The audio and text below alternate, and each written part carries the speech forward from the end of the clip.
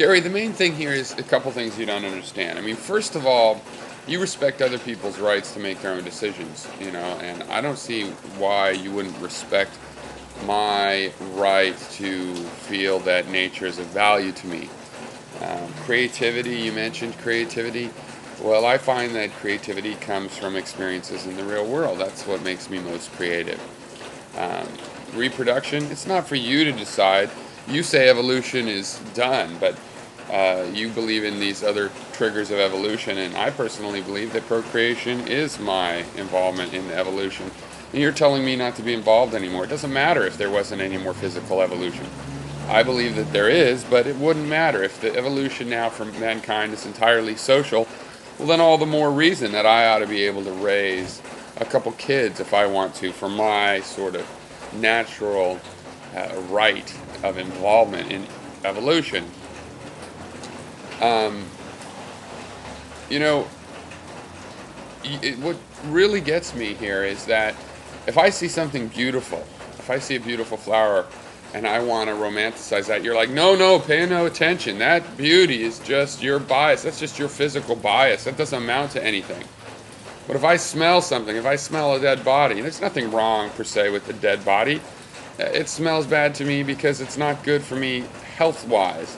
It's not absolutely wrong, and it's like that kind of thing, that bad smell, you want to promote to a life-motivating force. But if it was a good smell, no. No, that's not a life-motivating force per se. That's just an illusion. So I don't understand why you are promoting the incidental things in our senses that bother us a little bit as though it's important. I mean, they're just as much illusion, these things that are so gross that they smell bad. That's just as much an illusion as something so wonderful that it smells good. And so I don't really understand that. I don't understand where you would get off thinking you can decide for me whether reality is a benefit. We both agree that VR could be a great benefit. And yeah, if all you have is a brain and you have no body at all, I'm sure spending your life in virtual reality would be a good idea.